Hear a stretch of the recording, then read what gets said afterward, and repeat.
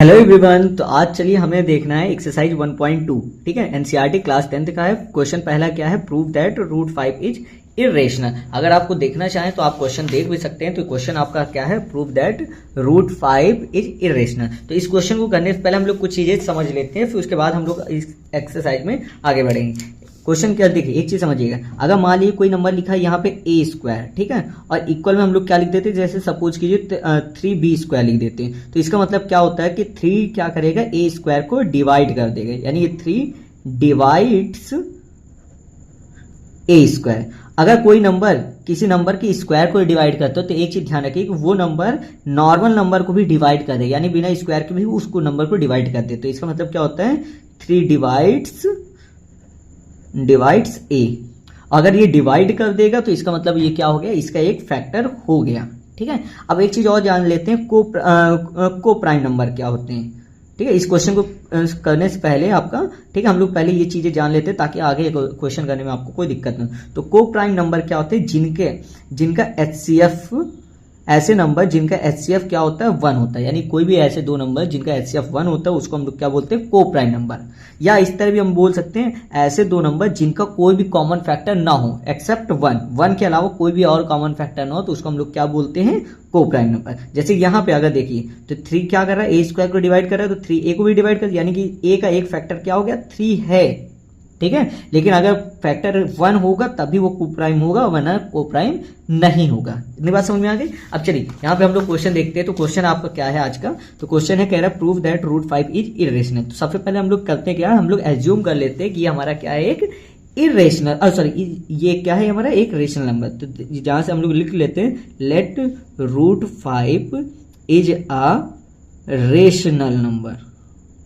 ठीक है, rational number. तो अगर कोई भी नंबर रेशनल नंबर होता है तो ध्यान रखिए वो p अपॉन क्यू के इक्वल होता ही होता है। तो यानी इसका मतलब क्या होगा, रूट 5 इक्वल कितना आ जाएगा, p अपॉन क्यू के। ठीक है, और ध्यान रखिएगा p और q क्या होते हैं, coprime number. p and q are coprime. ठीक है, इतनी बात। यानी कि p और q का कोई भी कॉमन फैक्टर नहीं होना चाहिए, केवल 1 ही होना चाहिए। अगर 1 है तो ही आगे होगा। अब देखिए हम लोग क्या करते हैं, इसको हम लोग क्या करते हैं, दोनों साइड का स्क्वायर कर देते हैं। तो स्क्वायरिंग बोथ साइड्स। तो अगर हम लोग इसका स्क्वायर कर देते हैं दोनों साइड का, तो आपका आ क्या जाएगा, तो देखिए यहां से रूट 5 का स्क्वायर करेंगे, ठीक है, और यहां से हम लोग किसका करेंगे, p अपॉन क्यू का स्क्वायर करेंगे। तो यहां से रूट 5 का स्क्वायर करेंगे तो यहां से कितना आ जाएगा, 5 आ जाएगा, और p का स्क्वायर करेंगे तो p स्क्वायर, और q का करेंगे तो q स्क्वायर। इतनी बात समझ में आ गई। अब आप क्या करिए, क्रॉस मल्टीप्लाई कर दी, तो यहां से कितना आ जाएगा, 5q square equal p square. और अगर अभी आपको याद हो तो मैंने क्या बताया था, यहां से अगर आप यहां ध्यान से देखो तो यहां से क्या हमने बताया था कि अगर मान लीजिए कोई नंबर है, किसी नंबर के स्क्वायर को डिवाइड करता है, तो इसका मतलब क्या हो जाता है कि वो 3 क्या हो जाएगा, इसका एक फैक्टर हो जाता है। यानी कि सेम उसी तरह कंडीशन बन गई। तो देखिए ए स्क्वायर इक्वल 3b स्क्वायर लिखा है, यहाँ 5q square equal p square है। ठीक है, तो यानी कि 5 क्या है, p स्क्वायर को डिवाइड कर दे, यानी 5 क्या है, p स्क्वायर का एक फैक्टर हो जाए। तो यहाँ हम लिख दे रहे हैं। ठीक है, तो अगर इसको लिखना तो आप लिख दीजिए 5 डिवाइड्स p स्क्वायर। ठीक है, तो देयरफॉर 5 डिवाइड्स p। ठीक है, इसका मतलब क्या हो गया, 5 is a factor of p। ठीक है, ये चीज ध्यान रखिए। इसको मान लीजिए इक्वेशन नंबर फर्स्ट। अब इसके बाद आपको करना क्या होता है, जितना भी आपको आ जाए, यानी जिस नंबर का आपको फैक्टर है तो उसी को आपको क्या मान लेता हूँ, उतने के मान लेते हैं। जैसे यहाँ p लिखा है तो p इक्वल आपको मानना है 5 के। तो यहाँ से फिर से लेट कर लेते हैं, लेट p इक्वल 5 के। ठीक है, अब क्या मान लेना है, p इक्वल 5 के। तो यहां से जो p इक्वल 5 के, इसको आप क्या करेंगे, ये जो आपको दिख रहा है इक्वेशन, इस पे आपको क्या करना, पुट कर देना है। तो यहां से आपका क्या आ जाएगा, तो यहां से आ जाएगा आपका 5q स्क्वायर इक्वल, अब p की वैल्यू कितनी है, आपने 5 के माना, तो यहां से 5k का स्क्वायर आ जाएगा। अब अगर इसको सॉल्व करते तो यहां से क्या आ जाएगा, 5q स्क्वायर इक्वल 5 का स्क्वायर कितना होता है 25 और k का कितना होता है k स्क्वायर। अब यहाँ देखिए 5 से ये 25 कटेगा 5 टाइम्स, ठीक है, तो q स्क्वायर इक्वल कितना आ जाएगा 5k स्क्वायर। अब फिर से देखिए वही कंडीशन बन गई जैसे कि यहाँ पर थी कि a स्क्वायर इक्वल अगर 3b स्क्वायर लिखा तो 3 क्या करता है a स्क्वायर को डिवाइड कर देता है और 3a को भी डिवाइड कर देता है। देखिए q square equal 5k square यानी 5 क्या करेगा q स्क्वायर को डिवाइड कर दे। तो आगे मैं यहाँ पे लिखे दे रहा हूँ, ठीक है, इसके आगे यहाँ पे लिखे दे रहे हैं। इसका मतलब क्या हो गया 5 डिवाइड्स q स्क्वायर, इसका मतलब क्या हो गया 5 डिवाइड्स q स्क्वायर। तो यानी इसका मतलब क्या होगा 5 q को भी डिवाइड कर देगा, तो 5 डिवाइड q। बात समझिए। इसको मान लीजिए इक्वेशन नंबर सेकंड। अब इक्वेशन फर्स्ट और सेकंड से अगर हम लोग देखते हैं तो लिख लेते हैं हम लोग यहाँ पे language from equation first and equation second. क्या हो गया 5 क्या कर रहा है p और q दोनों का डिवाइड कर रहे हैं, यानी कि 5 क्या है p और q का एक कॉमन फैक्टर है, ठीक है। तो from equation first and second 5 is a common factor of p and q, ठीक है। अब अगर ये कॉमन फैक्टर है तो ये क्या कर रहा है, ये तो एक कॉन्ट्राडिक्शन हो गया। क्यों? क्योंकि हमने क्या मान रखा है, अगर ध्यान से देखें तो हमने माना है p और q क्या है आपके को प्राइम वो नंबर्स होते हैं जिनका HCF 1 होता है, यानी 1 के अलावा कोई कॉमन फैक्टर। और यहां पे हमारा कॉमन फैक्टर क्या आ गया है 5 आ गया है, ठीक है। तो यहां पे हम लोग लिख देंगे दैट इज या दिस कॉन्ट्राडिक्ट्स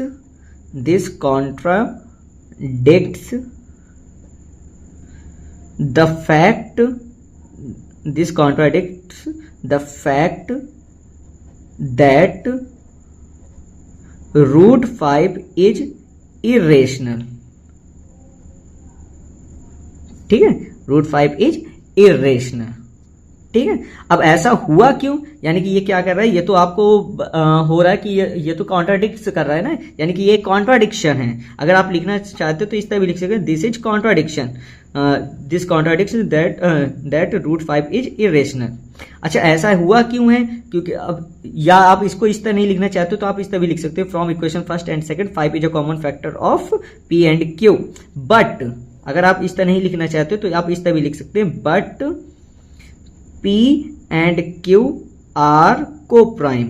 और अगर ये को प्राइम है, ठीक है, तो यानी इनका HCF 1 है। और यहाँ पे हमने क्या बता रहे कि इसका एक कॉमन फैक्टर 5 है और इसका को प्राइम मतलब इनका कॉमन फैक्टर 1 है। तो ये क्या हुआ, एक कॉन्ट्राडिक्शन हुआ। तो आगे आप लिख सकते हैं यहाँ पे but p and q are coprimes that is contradiction, ठीक है। अब आगे लिख दीजिए this contradiction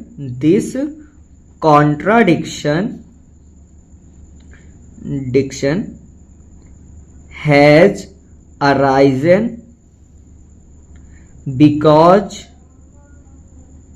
because of our wrong assumption, ठीक है। बस ये हो गया। बस इसके बाद आपको लिख देना है कि therefore root 5 is irrational. I think आपको समझ में आ गया। अगर आपको समझ ना आया तो वीडियो को एक बार पॉज करके बैक करके आप एक बार दोबारा देख लीजिए, 100% आपको समझ में आ गया। तो इस तरह हमारा क्वेश्चन नंबर पहला कंप्लीट हो गया, ठीक है। तो चलिए फ्रेंड्स अब हम लोग अगला क्वेश्चन देखते हैं। एनसीईआरटी एक्सरसाइज 1.2 का क्वेश्चन देख लीजिए क्या है। Prove that 3 + 2 root 5 is irrational. ध्यान रखिए एनसीईआरटी न्यू बुक से है ये क्वेश्चन, ठीक है। तो अगर हम लोग यहाँ से देखें तो हमने क्वेश्चन को मैंने यहाँ पे लिख लिया prove that 3 + 2 root 5 is irrational. तो हम लोग करेंगे या इसको भी हम लोग कॉन्ट्राडिक्शन मेथड से करेंगे। तो सबसे पहले हम लोग लेट क्या कर लेंगे, तो लेट कर लेंगे कि ये एक रेशनल नंबर है। तो चलिए लेट करते हैं, let 3 + 2 root 5 is a rational number, ठीक है, रेशनल नंबर, ठीक। और अगर ये रेशनल नंबर तो इसको हम लोग क्या कर सकते हैं p/q के फॉर्म पे लिख सकते थे। यानी कि इसका मतलब क्या हो गया कि ये किसके इक्वल हो जाएगा 3 + 2 रूट 5 इक्वल क्या हो जाएगा p/q।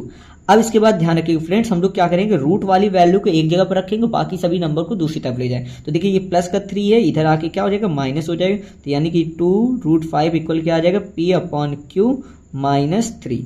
अब देखिए ये प्लस का 3 था, इधर आके क्या हो गया माइनस हो। अब इसको इसके नीचे 1 मान के एलसीएम लेकर हम लोग इसको सॉल्व कर लेंगे। तो यहाँ से 2√5 इक्वल कितना आ जाएगा, देखिए अगर एलसीएम लेते तो क्यू आ जाएगा, क्यू से क्यू कैंसिल हो जाएगा, 1 आएगा, 1 इंटू पी कितना आ जाएगा पी माइनस। अब यहाँ से 1 का डिवाइड करेंगे क्यू में तो क्यू आ जाएगा, क्यू इंटू 3 कितना आ जाएगा 3 क्यू। अब ये मल्टीप्लाई में 2 है, इधर आके क्या हो जाएगा डिवाइड हो जाएगा। तो यानी कि √5 इक्वल कितना आ जाएगा p minus 3q upon 2q। ये मल्टीप्लाई में था, इधर आके डिवाइड होगा। अब देखिए क्योंकि ये p और q क्या है, ये इंटीजर्स हैं, तो इसका मतलब क्या हो गया, ये पूरा एक रेशनल नंबर। लेकिन हम लोग क्या जानते हैं कि √5 क्या है, एक इरेशनल नंबर है। ठीक है, तो ये तो एक कॉन्ट्राडिक्शन हो गया। तो इसके लिए हम लोग लिख देंगे since p and q are integers, ठीक है, therefore p minus 3q upon 2q is a rational number, ठीक है। But we know that √5 is irrational, ठीक है, क्योंकि ये क्या है एक irrational, that is contradiction,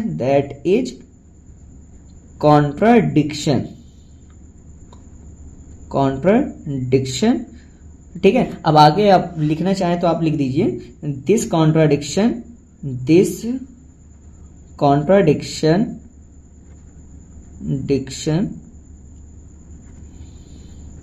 has arisen because of our wrong assumption, ठीक है। अब ये हो गया, तो इसका मतलब क्या हो गया, तो इससे प्रूव होता है क्योंकि ये एक हमारे गलत मानने की वजह से हुआ। तो इसका मतलब क्या, क्योंकि हमने रेशनल माना तो बल्कि ये क्या है इरेशनल, क्योंकि हमने गलत माना है इसलिए हमारे नीचे क्या हो गया गलत। तो आगे लिख देंगे therefore 3 + 2√5 is a rational number. I think आपको समझ में आ गया होगा। अगर समझ में आ गया हो तो एक बार वीडियो को लाइक कर दिया और चैनल को सब्सक्राइब कर लिया। अब हम लोग इसके आगे का क्वेश्चन देखते हैं। आगे का क्वेश्चन है हमारा prove that the followings are irrational. तो आपको सबसे पहले क्या प्रूव करना है कि 1/2 क्या है, एक इरेशनल नंबर। तो सेम जैसे कि अभी हमने इस वाले क्वेश्चन को किया था, क्वेश्चन नंबर 2 को, सेम इसी तरह हम लोग अगला क्वेश्चन को भी करेंगे। तो अगला क्वेश्चन क्या है 1/√2। तो ठीक है, ये क्या है एक इरेशनल नंबर, लेकिन हमें प्रूव करना है ये एक इरेशनल। तो हम लोग क्या करेंगे, कॉन्ट्राडिक्शन मेथड को यूज करके हम लोग क्या करेंगे, पहले इसको मान लेंगे कि ये हमारा क्या है एक रेशनल नंबर। तो यहाँ से लेट कर लेते हैं, लेट, ध्यान रखिए ये तीसरे का पहला क्वेश्चन है, ठीक है।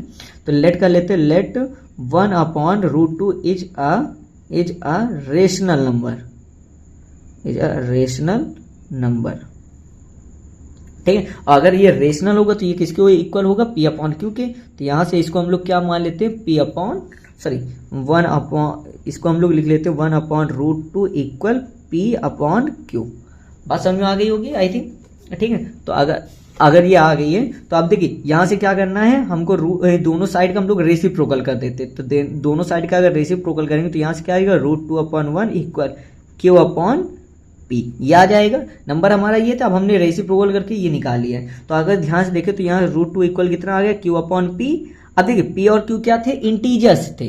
P और Q क्या थे, इंटीजर्स थे। तो इसका मतलब क्या हो गया, ये हमारा नंबर कैसा हो गया, रेशनल, और ये हमारा कैसा है, एक इरेशनल नंबर। ये तो हम जानते हैं ना, √2, √3, √5, √7, √11 ये सारे इरेशनल नंबर होते हैं। तो यहाँ से लिख देंगे since P and Q are integers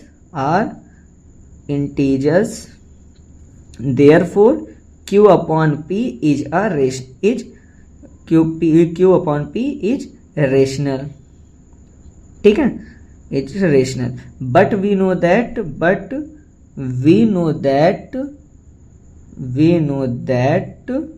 √2 is irrational,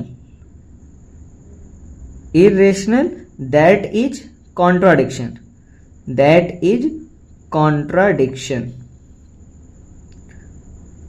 ठीक है, दैट इज कॉन्ट्राडिक्शन। अच्छा, अब ये कॉन्ट्राडिक्शन अराइज क्यों हुआ? ठीक है, ये कॉन्ट्राडिक्शन अराइज क्यों? क्योंकि हमने गलत जो हमारा एजम्पशन था वो क्या था, रॉन्ग था। अब आगे लिख दीजिए, this contradiction has arisen, this contradiction has arisen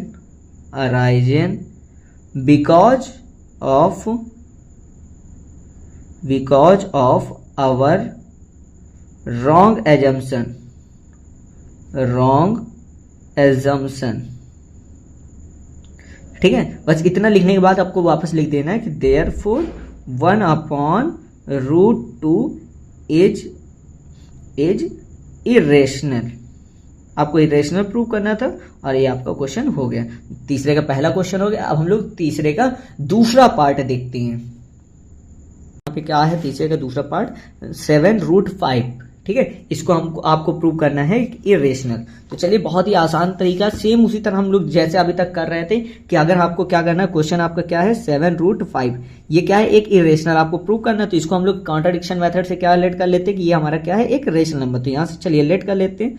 तो लेट 7√5 इज अ रेशनल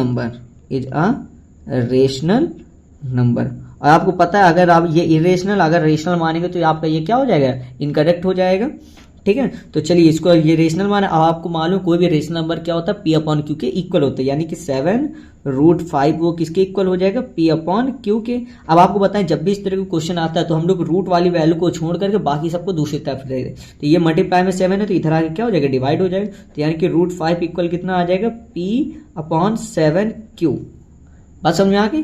अगर ये आ जाएगा तो अब ध्यान से दीजिए, क्योंकि P और Q क्या थे, इंटीजर्स थे, तो ये पूरा नंबर क्या हो जाएगा, एक रेशनल हो जाएगा। लेकिन हम जानते हैं कि √5 क्या है, एक इरेशनल नंबर। तो इसका मतलब क्या होगा, ये तो एक कॉन्ट्राडिक्शन, क्योंकि रेशनल इक्वल क्या हो जाएगा, irrational.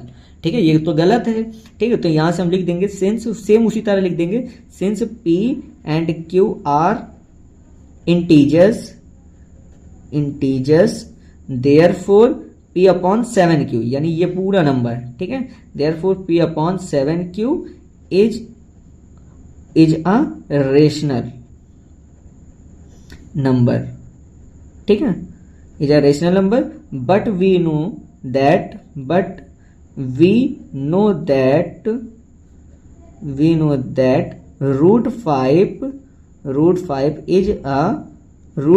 is an irrational number. अब देखिए हमने क्या बताया कि एक रेशनल नंबर, लेकिन √5 क्या है, एक इरेशनल। ये क्या हुआ, एक कॉन्ट्राडिक्शन हुआ। ठीक है, दैट इज आगे लिख देंगे, दैट इज कॉन्ट्राडिक्शन। सेम उसी तरह सभी में लैंग्वेज रखनी होती, बस आपको नंबर ही चेंज करना है। That is contradiction. ठीक है, दैट इज कॉन्ट्राडिक्शन।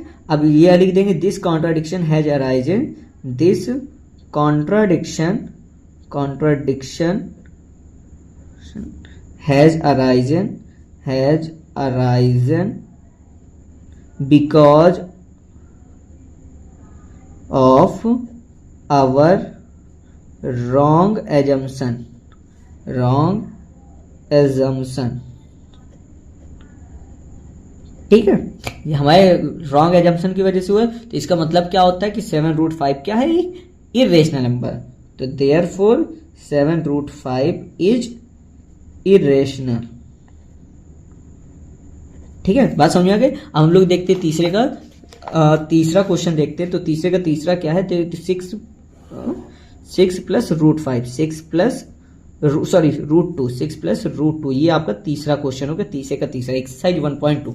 ठीक है, अब चलिए इसको अगर आपको करना है तो सेम उसी तरह करेंगे। सबसे पहले हम इसको क्या कर लेंगे, लेट कर लेंगे, ये हमारा एक रेशनल नंबर। तो यहाँ से लेट कर लेते हैं। तो let 6 plus √2 is a rational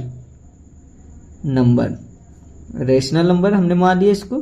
तो अगर आपको पता है ये एक रेशनल नंबर है तो ये क्या होगा, P/Q के इक्वल होगा। तो चलिए यहाँ से कर लेते हैं। तो 6 प्लस √2 इक्वल P/Q। ठीक है, तो ये क्या हो जाएगा। अब देखिए आपको क्या बताए थे, रेशनल वाले पार्ट को एक तरफ कर लेना, यानी कि इरेशनल वाले को छोड़कर, यानी रूट वाले जो लिखा हो उसको एक तरफ करिए, बाकी सबको दूसरी तरफ। तो ये प्लस का 6 है, इधर जाकर क्या हो जाएगा, माइनस का 6 हो जाएगा। तो यहाँ से √2 इक्वल कितना आ जाएगा, अपॉन क्यू और ये -6। अब अगर इसको सॉल्व करते हैं तो यहाँ से देखिए क्या हो जाएगा, क्यू का आप इसके नीचे 1 मान के एलसीएम लेंगे, यहाँ से क्यू इक्वल कितना आ जाएगा, यहाँ से सॉरी √2 इक्वल आ जाएगा, क्यू और 1 का करेंगे तो क्यू आ जाएगा एलसीएम, क्यू का डिवाइड करेंगे तो 1 आएगा, 1 इंटू पी आ जाएगा, -1 का डिवाइड करेंगे क्यू में तो क्यू आ जाएगा, क्यू इंटू 6 करेंगे तो 6 क्यू। अब क्योंकि पी और क्यू क्या है आपके इंटीजर्स, तो इसका मतलब क्या हो गया, ये पूरा नंबर ये जितना भी लिखा है ये क्या है, एक रेशनल नंबर, लेकिन ये क्या है, इरेशनल है। इतनी बात तो अब तक समझ में आ ही गई होगी, ठीक है। तो सेम उसी तरह जैसे ये इधर वाले क्वेश्चन के हमने लैंग्वेज लिखी थी, सेम इसी तरह हम लोग लिख देंगे। तो क्या लिखेंगे, since P and Q R integers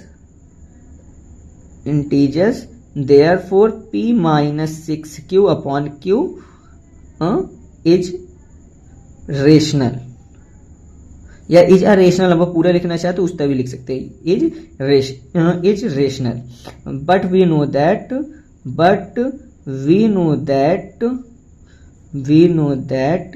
√2 is irrational, that is, ये क्या हुआ इसका मतलब, ये एक कॉन्ट्राडिक्शन है, दैट इज कॉन्ट्राडिक्शन,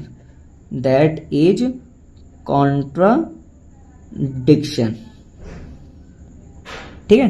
अच्छा, ये कॉन्ट्राडिक्शन अराइज क्यों हुआ, क्योंकि हमने गलत हमारा एजम्पशन कैसा है, रॉन्ग, तो बस इसी चीज को लिख देना है, this contradiction has arisen, this contradiction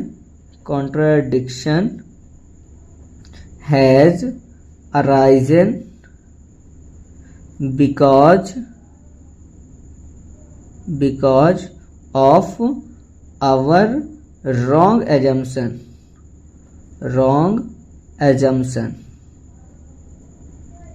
ठीक है, क्योंकि हमारे गलत और रॉन्ग एजम्पशन करने की वजह से हुआ है। इसका मतलब क्या हो गया कि 6 √2 एक क्या हुआ, एक इरेशनल, देयरफॉर 6 + √2 इज इरेशनल, ठीक है। अगर आपको समझ में आ गया तो आपको एक काम करना है, चैनल को सब्सक्राइब करना है, ठीक है, और अपने दोस्तों को ये वीडियो शेयर कर देना। अगर आप चाहें तो इससे देख करके आप स्कूल की अपनी कॉपी भी कंप्लीट या होमवर्क भी कंप्लीट कर सकते हैं। अगर समझ में आ गया तो वीडियो को लाइक कीजिए, चैनल को सब्सक्राइब कीजिए। Thank you.